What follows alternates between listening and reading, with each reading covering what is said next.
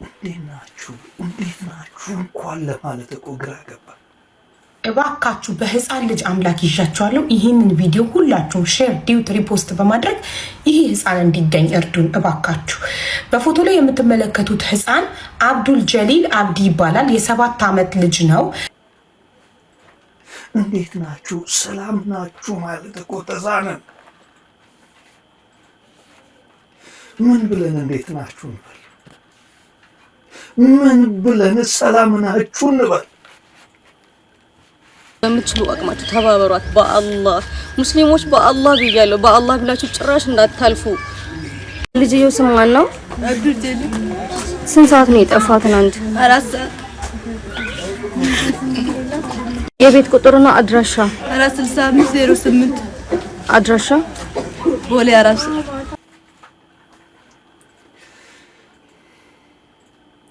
ያየነው እያወቀ ነው።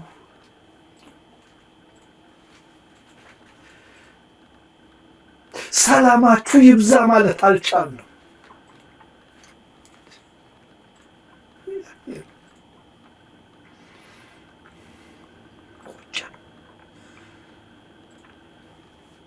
ውስጣችን አረረ።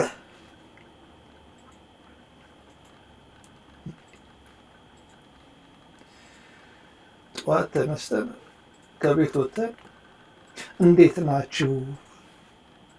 እንዴት አደራችሁ? ፈራን። ይህንን ማለት ምን አቅም አለን? ምን አቅም ኖሮን እንዴት ናችሁ? እንዴት አደራችሁ? እንዴት እንበል?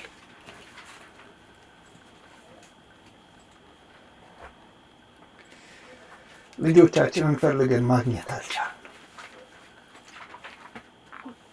እስኪ ይህንን ቪዲዮ ተመልከቱ።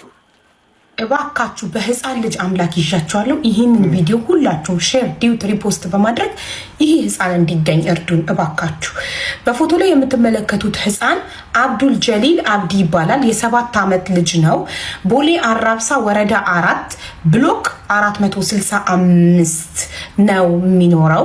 እናም ቅዳሜ ለታ ከትናንት ወዲያ እየተጫወተ ነበረ እና ጠዋት 4 ሰዓት ጀምሮ እየተጫወተ ቆይቶ ለምሳ ሳይመጣ ሲቀር እናቱ ምን ሆኖ ነው ብላ ወጥታ ስትፈልገው አላገኘችውም። እና እባካችሁ ልጅ አብዱል ጀሊል አብዲን የትም ቦታ ያያችሁ ካላችሁ ለእናት ዚያዳ ሳዲቅ በዚህ ስልክ ቁጥር እንድትነግሯት በትህትና እንጠይቃለን። የእናት ስልክ ቁጥር 0913105774 ነው።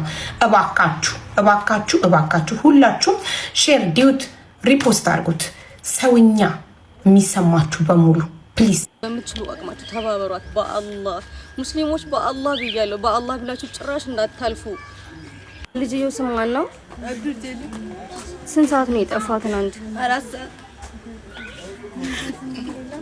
የቤት ቁጥርና አድራሻ 46508 አድራሻ ቦሌ 4 እባካችሁ ልጇችሁን ያላችሁ እንዲህ ነው እናቷ እየሆነች ያለችው። እናት የወለዳችሁ ታውቃላችሁና ፕሊዝ ዝም አትበሏት። ይህ እንግዲህ የሆነው መስከረም 17 2018 ነው። እናትን ልጇ ጠፍቶባት አፋልጉኝ ብላ በሶሻል ሚዲያ ላይ እንዲያፋልጉላት ተማጸነች። የሚገርመው ልጁ የዛን ሰዓት የጠፋው ባል ስለነበረ ናፈቀው፣ ዶሮ ወጥ ናፈቀው። እማዬ ዶሮ ዛሬ ስለናፈቀኝ ዶሮ ግዢልኝ።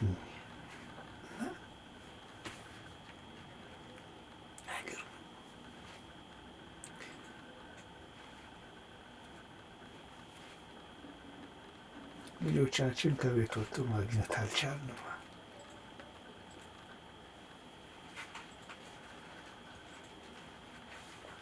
እንዴት እናገኛቸው? እግራችንን እየጠበቁ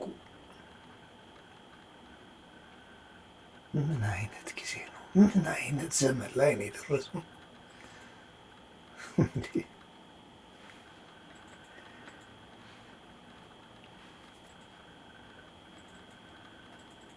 እስኪ እናት ይሆንሽ ምንድን ነው የምታስበው? ምንድን ነው የሚሰማኝ ስሜት?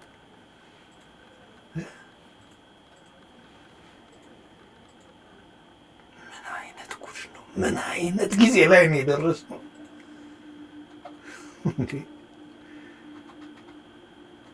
እንዴት የጠፋ ሰውን ማግኘት አይቻልም? እንዴት ወጥቶ የቀረን ሰው ተከታትሎ መያዝ አይቻልም? ምን አይነት ጨካኔ ነው? ምን አይነት ጊዜ ላይ ነው ያለን?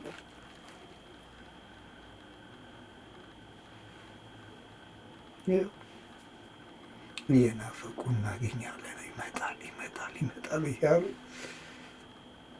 እናት በሌላ በኩል ሶሻል ሚዲያ ማህበረሰቡ ፍለጋውን ቀጥል። ይህንን ነገር ማድረግ ይህንን ነገር ማምጣት ያለበት ግን ሬሳ ይዞልን ይመጣል።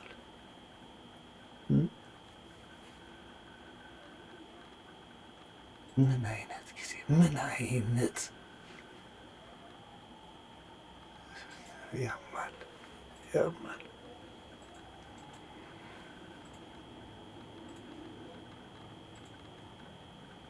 ይህ እንግዲህ አሁን የሰማነው ይህ ጩኸት ነው። እቺ እናትስ እንዴት ብላ ትጽናና ይሆን? እንዴት ብላ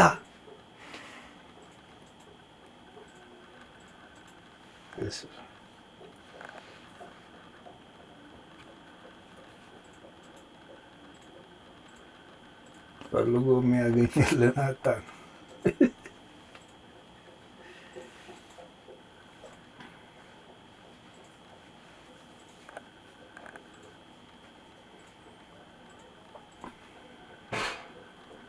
በ7 ዓመቱ አብዱልጀሊል አብዲ ታዳጊ ላይ ቦሌ አራብሳ የሐዘን ማቅ ለብሳለች። እናት እያለቀሰች ነው። በሌላ አራስ ልጇ ላይ ሆና የልጇን ስቃይና ሰቀቀንና እንዲሁም ደግሞ የሞት አስክሬን መቀበል አቅቷታል። እናት እያነባች ነው። ደብሉን ከዓይኖቿ እንቅፋቱን ቅርፍት እያደረገችው ነው። ይህንን ማቅና እንዲሁም ደግሞ ሐዘን እንድትለብስ ያደረጋችሁ ሐዘን በቤታችሁ ይግባ እላችኋለሁ። የዚችን እናት ስቃይና እንዲሁም ደግሞ የወለደ አንጀቷን በዚህ መልኩ ኩምሽሽ ያደረጋችሁ ሐዘኑ ወደ እናንተ ተቀይሮ እድሜያችሁንና እንዲሁም ደግሞ ሐዘናችሁን ጭልም ያርገው። በምንም አይነት ሁኔታ ላይ ይቅር የማይባል ድርጊት መስከረም 17 ተፈጸመ። በመስከረም 17 እንግዲህ ታዳጊው የ7 ዓመቱ አብዱልጀሊል አብዶም በጎረቤቶቹ የመስቀል በዓል አከባበር ላይ በነበረው ማለት ነው በሰሞኑ እጅግ በጣም ከፍተኛ የተባለ እንግዲህ ሐዘን ላይ እንድትሆን እናቱን አድርጓታል። ይህም ደግሞ የመስቀል በዓልን ዶሮ ገዝተው ሲያከብሩ የነበሩ የክርስቲያን ጎረቤቶቹን አይቶ እማዬ ሆይ ለእኔም ዶሮ ስጋ አማረኝ ዶሮ ግዢልኝ በማለቱ የዶሮ ስጋ ወይም ደግሞ ዶሮ ልትገዛ ገበያ ሄዳም ስትመጣ የ7 ዓመት ታዳጊ ልጇን እቤት አጣችው። የመጨረሻም ደግሞ የአፋልጉኝ ማስታወቂያ ከተደረገና እንዲሁም ደግሞ በሚዲያዎች ከተለቀቀ ከጥቂት 2 እና 1 ቀናት በኋላም የአብዱልጀሊል አብዱ በቤታቸው በመኖሪያ ቤታቸው ፊት ለፊት በሚገኝ ወንዝ ላይ አንገቱ ተቀጭቶ አስክሬኑ ወንዝ ላይ ተጠሎ ተገኘም። እናት ይህንን መቀበል አቃታት። እውነት ያንን የተፈለገውንና ያንን ሲፈልገው የነበረውን የዶሮ ስጋና እንዲሁም ደግሞ ዶሮውን ሳይ ልጇ መቀጨቱና እጅግ በጣም በተራበና በጓጓ አንጀቱ እጅግ በጣም በሚፈልገውና የዶሮ ስጋውን እንኳን ቀምሶ በሞተ የሚያስብል ከፍተኛ የተባለ ሐዘን ላይ ነች። እናት እያነባች ነው። ደብሉን ከዓይኗ እያወረደች ነው። ይህንን ያደረጋችሁ ይህንን ድርጊት የፈጸማችሁ 2018 ዓመተ ምህረት ለእናንተ የሐዘን ቀን ይሁንላችሁ። ሌላ ምን ትባላላችሁ? እናትን በዚህ ልክ ማስለቀስና ለዚያውም ምንም አይነት ኃጢአትን ያልሰራም ምንም አይነት ኃጢአት የሌለበትና ምን እንደሆነ እንኳን የማያውቀው ይህንን ዓለም እንኳን በቅጡ አጣጥሞ ያልጨረሰን ታዳጊ በ7 ዓመቱ አንገቱን ቀጫችሁ ገደላችሁ። ትርፋችሁ ምንድን ነው? ምንስ ታተርፋላችሁ? የሚያሳዝን ነው። እጅግ በጣም የሚያሳዝን ነው። ለዚች እናት አላህ ሰብሩን ይስጥሽ። አላህ ትዕግስቱንና ጽናቱን ይስጥሽ እልሻለሁ። ከዚህ ሌላ ምን ልልሽ እችላለሁ? እጅግ በጣም አዝኛለሁ። ልቤም ተሰብሯል። አላህ ካንቺ ጋር ይሁን። መልካም ልጆቻችን በወጡበት እየቀሩብን ሐዘናችን እየበረታ ነው። ምንም እርግጠኛ ነኝ፣ በእርግጠኝነት ይህንን ነገር አደረጉ የሚባሉ ሰዎች በቅርብ ተጠርጥረው ተያዙ ተብሎ መምጣቱ አይቀርም።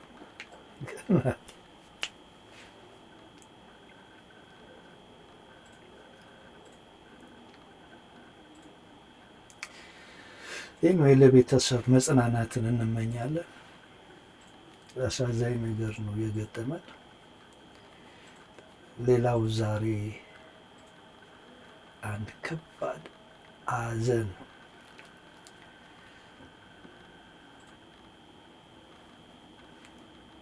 ተሰምቷል። የተሰማውን ሐዘን ወደ እናንተ እንላለን። እስኪ እሱን ቪዲዮ ሰምታችሁ ተመለሱ። አሳዛኝ ዜና።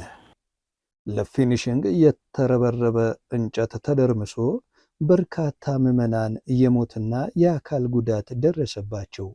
የምንጃር ሸንኮር ወረዳ ዛሬ 21/01/2018 ዓ.ም በአማራ ክልል ምንጃር ሸንኮራ ወረዳ በአረርቲ ከተማ አስተዳደር አረርቲ ማርያም ቤተ ክርስቲያን ዓመታዊ ክብረ በዓልን አስመልክቶ ከጠዋቱ 1 ሰዓት ከ45 ላይ እየተሰራ ያለው ቤተ ክርስቲያን እየተጎበኘ ባለበት ሰዓት ለፊኒሽንግ የተረበረበ እንጨት ተደርምሶ በርካታ ምዕመናን የሞቱና የአካል ጉዳት እንደደረሰባቸው የምንጃር ሸንኮራ ወረዳ አሳውቋል። የወረዳ ፖሊስ መምሪያ ኃላፊ ኢንስፔክተር አህመድ ገበየው እንደተናገሩት በቤተ ክርስቲያኑ የሚከበረው ዓመታዊ የቅድስት ድንግል ማርያም በዓል ንግስ አስመልክቶ እየተሰራ ያለው ቤተ ክርስቲያን እየተጎበኘ ባለበት ሰዓት ነው የተረበረበ እንጨት የመደርመስ አደጋ ያጋጠመው።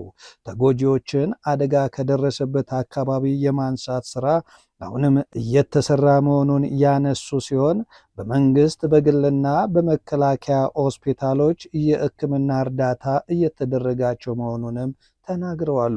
የሟቾቹ ቁጥር እስከ ዘገብንበት ሰዓት ድረስ ከ30 በላይ ተሻግረዋል ተብሏል።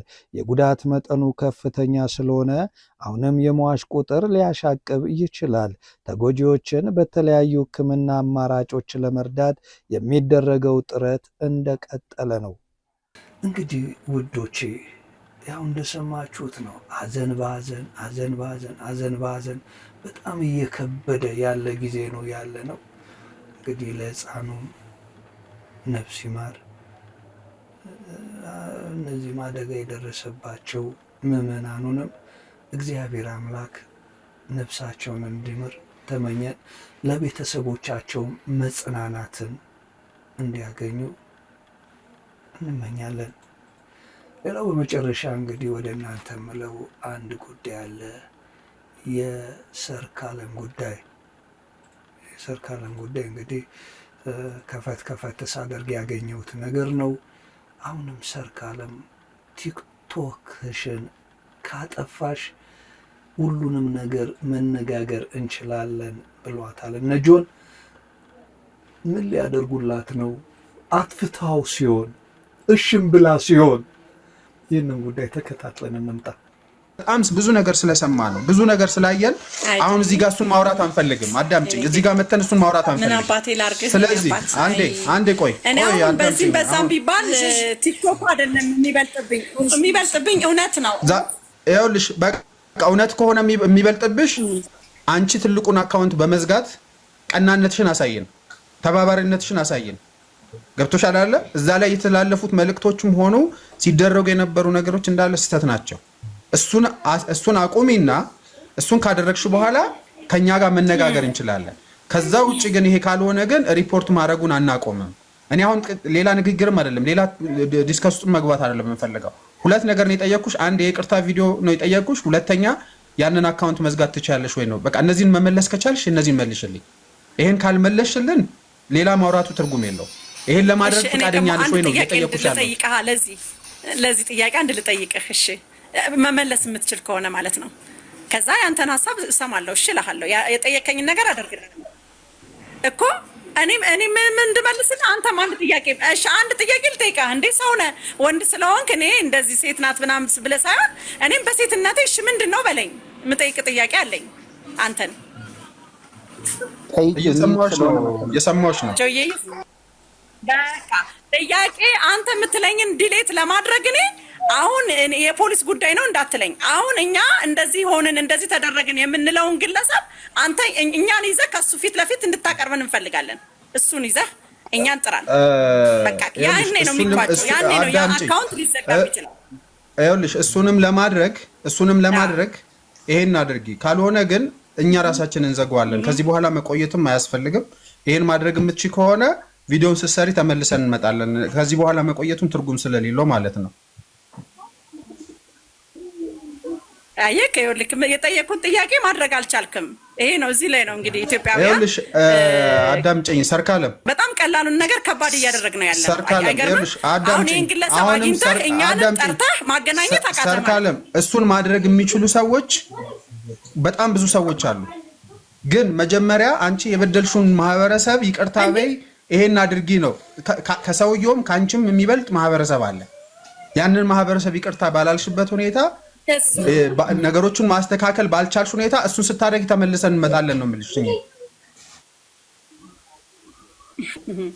እኮ። እሱን ማድረግ የምንችለው እኮ አልኩህ እኮ። እሱን አሁን ከባድ ነገር ለእኔ ጠይቀኛል አይደለ? እንደዚህ ስንት ዓመት ሙሉ እውነት የሆነን ነገር ደልች እያልከኝ ነው። እውነትን ውሸት አድርጊና ደልችና ከዛ በኋላ በውሸት ነው ብለን በዛ እንሂድ እያልከኝ ነው ያለኸው። ነገር ግን ለእውነትም ለውሸትም እውነት የሆነውን ነገር ጥራና ፊት ለፊት ሆነን እኛ ስንነጋገር እኛ ጥፋቱን ስናወራ እሱም ምንም ነገር የለም ሲል ያኔ እውነቱ ሲገለጥ ያ ነገር ዲሌት አደርገዋለሁ። እኔ በህዝብ ፊት ዲሌት አደርገዋለሁ። ምንም ችግር የለውም። በእውነቴን ነው የምነግርህ። ያው እግዚአብሔር ይፍረድ፣ የማምነው አምላክ ጌታ ኢየሱስ ይፍረድ። በቃ በዛ ሰዓት አንተ ማርታም አንተም ሆናችሁ እሱን ይዛችሁ እኔና ልጄን ጥሩን። ከዛ በኋላ ህዝብ ፊት ይቅርታ ልበለው። ያን ያስቀየምኩትን ህዝብ ወይም በውሸት ዋሽቼ ከሆነ የተናገርኩኝ ህዝብ ፊት ሁላችንም ይፍረደን ህዝብ። በቃ ይሄ ነው መሆን ያለበት። ምክንያቱም ህዝብ ዳኛ ይሆናል። ህዝብ ለማጋደል፣ ለማጣላት፣ ለማባላት፣ አስከሬን ለማዘጋጀት ከመጣር ይልቅ እውነትን ወይም ፍቅርን ወይም ስለነዚህ ልጆች ነገር ይማሩ፣ ትክክለኛ ህይወት ይኖራቸው። በቃ አንቺ ምን አታውሪ፣ ምህረት አድርጊ። በቃ ከዚህ በኋላ አጠገብሽ አይደርስም፣ ችግር የለም። እስከ ዛሬው የተደረጋችሁት ሆኗል። እናንተ በዚህ መስመር ሂዱ፣ እሱ በዚህ መስመር ሂድ። ይሄ ነው ዳኝነት ማለት። ከዛ ቲክቶኩ ይዘጋል። ቲክቶክ ያልተዘጋበት ትልቁ መንገድ ምንድነው? ስላልቆመ ነው። ህመም ካልቆመ ሰው ሐኪም ቤት መሄዱን አያቆምም እኮ። አንድ ቀን ይሻለኛል እያለ ሕክምና ቦታ ይሄዳል። እንዳያችሁት ነው እንግዲህ ብዙ ፎሎወር ያላትን አካውንቷን እንድትዘጋ ነው እንግዲህ እንደዚህ የተሟገቱት የተከራከሩት። ፕሮግራሜ እንግዲህ ይህንን ይመስል ነበረ። አሁንም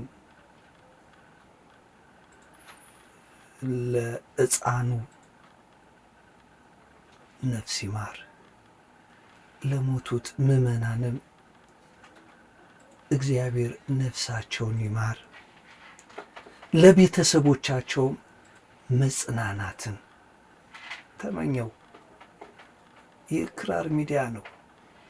ሰብስክራይብ ያላረጋችሁ ሰብስክራይብ፣ ሼር እና ላይክ አድርጉ። ሁልጊዜም እንደምለው ሁሌም እንደምናገረው ለሀገራችን ሰላም ፍቅርን ፈጣሪ ያድላል።